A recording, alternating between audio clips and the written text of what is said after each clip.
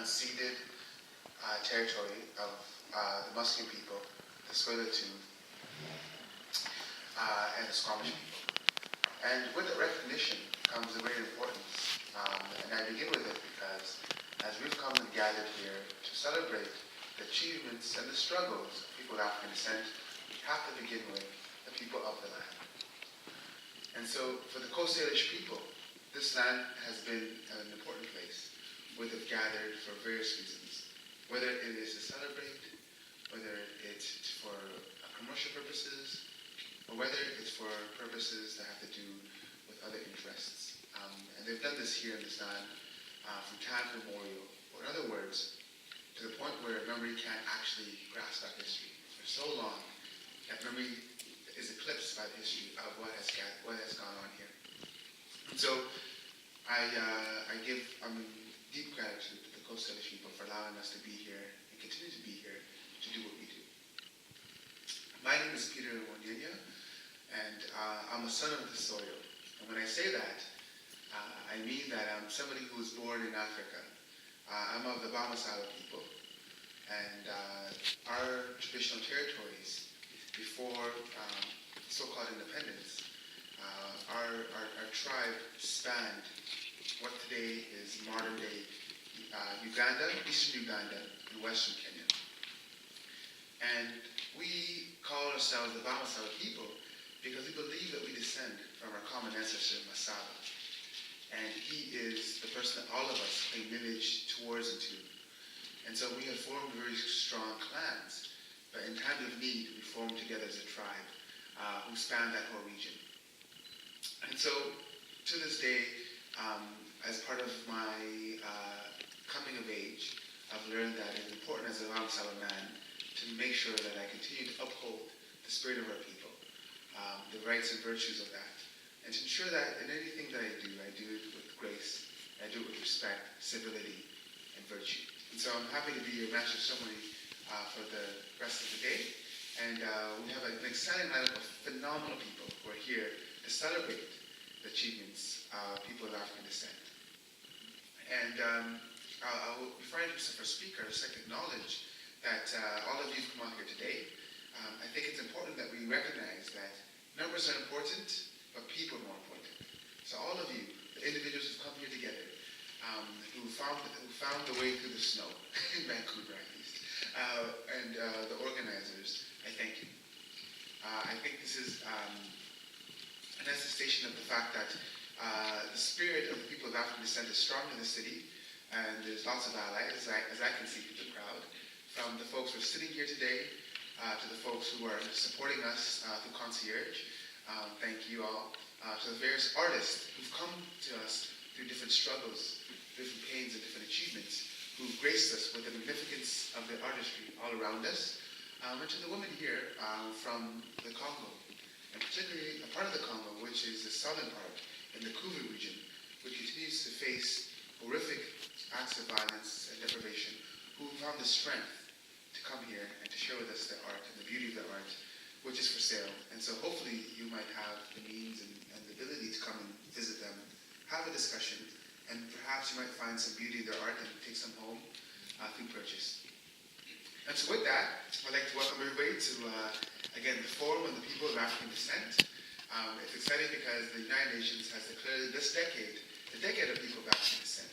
And so I am very, very honored and feel very privileged to be able to be here for this program.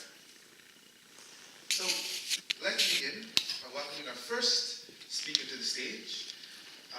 And this is Councillor Jeff Meigs, who is here as a part of the City of Vancouver, who's the Deputy Mayor, who's here to acknowledge and welcome us from the city. And so Deputy Mayor, Councillor Meigs, if you can please come up and now open us up with your welcome remarks.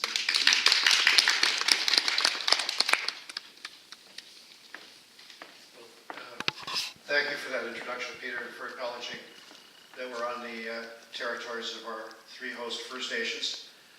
It's really a wonderful endeavor that you've taken up, and I'm bringing greetings to you all, the African Descent Society of BC, which has organized this, and the other partners that have contributed to it, because we're at a sort of a turning point, as Peter's indicated, in the city's life and its understanding of what has been happening in our own history, especially with regard to the Black community and people of African descent in British Columbia.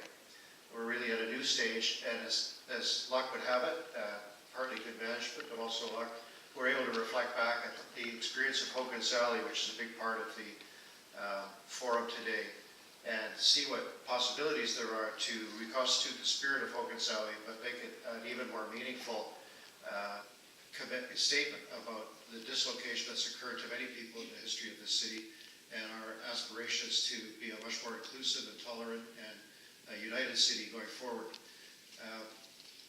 I want to just speak briefly about this project, which is well illustrated by the three paintings behind here, which is part of a series that Leanne Christie's working on, because many of us drive across the viaducts or see them in our view, but we don't really take into account what they are.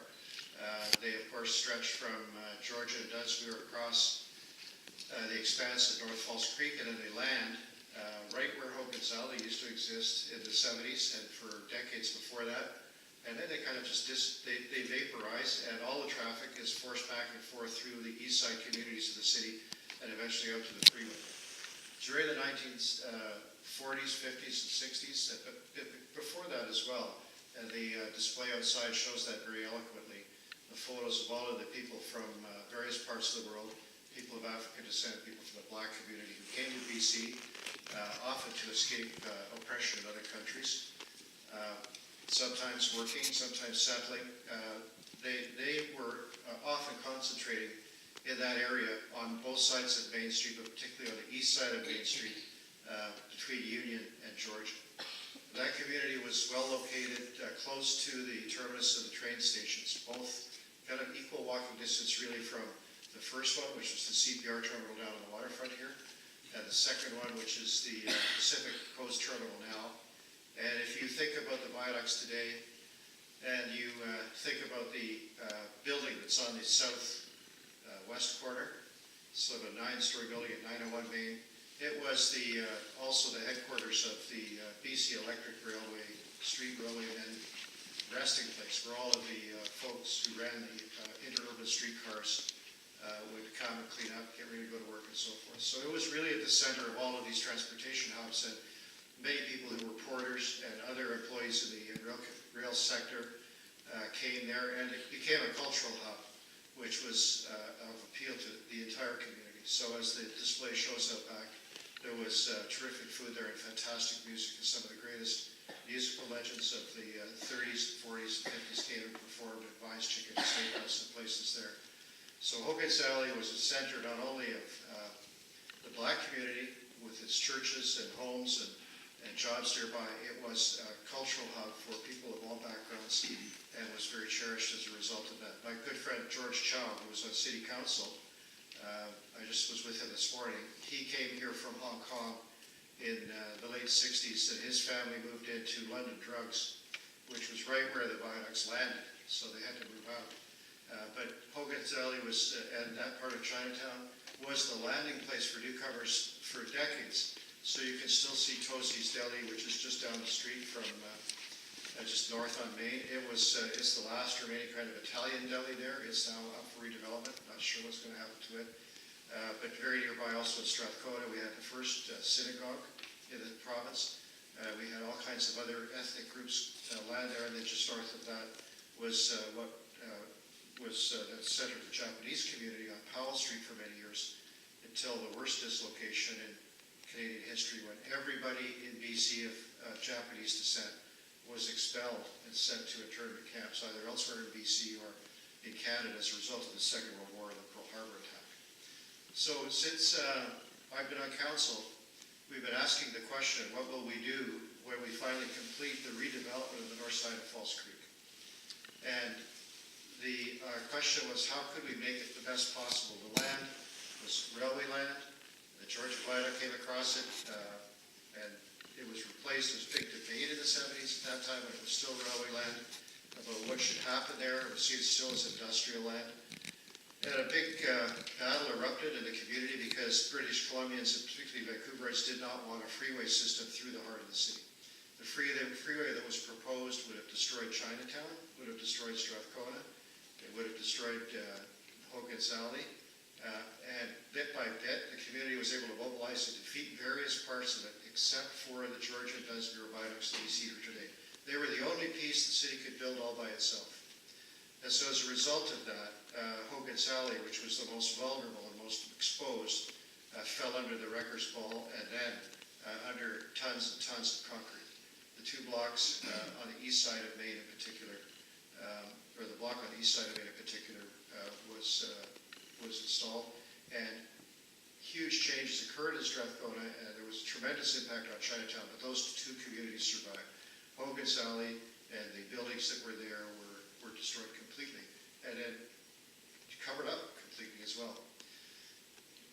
The lands became less and less valuable as railway lands. They were eventually purchased by the province from Canadian Pacific. The reason for a viaduct was no longer really clear. There was a huge World's Fair, and then the entire package was sold to what became Concord Pacific. And over the last 30 years, we've seen the redevelopment of that whole north side of Falls Creek. And the question then became, well, what about the last piece? What about the piece now that we see, which is just pavement and so forth, between Rogers Arena and Main Street?